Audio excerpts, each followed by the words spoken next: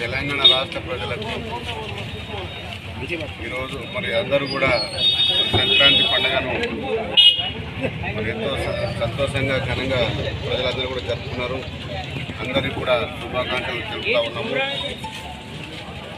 రాబోయే రోజు మరి ఈ జనవరి 26 నుంచి కూడా తెలంగాణ రాష్ట్ర ప్రభుత్వము సీఎం గారు రేవంత్ రెడ్డి గారు 26 నుంచి ఇంకా 4 పథకాలు కూడా మరి రాష్ట్ర ప్రభుత్వం ఇవ్వబోతున్నది.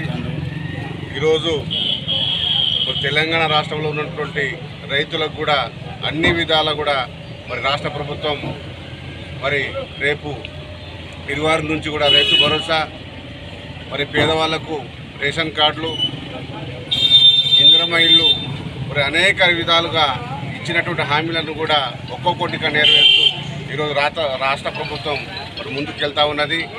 అలాగే ప్రజల కోసం, పేద ప్రజల కోసం ఆలోచన చేసే పార్టీగా ఈరోజు ప్రజాప్రభుత్వంగా మరి ముందుకెళ్తా ఉన్నది.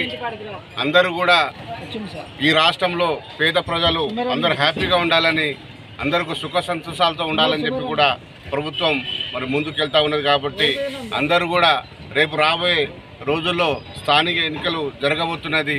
అందరూ కూడా మరి ప్రభుత్వం వైపు ఆలోచన చేసి అందరూ కూడా స్థానిక ఎన్నికలను మరి అన్ని సర్పంచ్లు కానీ, ఎంపీటీసీలు కానీ, జడ్పీటీసీలు కానీ అందరూ కూడా గెలిపించి ముందుకెళ్ళాలని కూడా నేను వాళ్ళకి ఎటువంటి అవసరం ఉన్నా కూడా మా తరపున కూడా మరి ఇక్కడ కార్యకర్తలకు కానీ అందరికీ కూడా మా సహకారం సహాయసహకారం ఉంటుంది అని చెప్పి కూడా నేను తెలియజేస్తూ ముగిస్తున్నాను. థ్యాంక్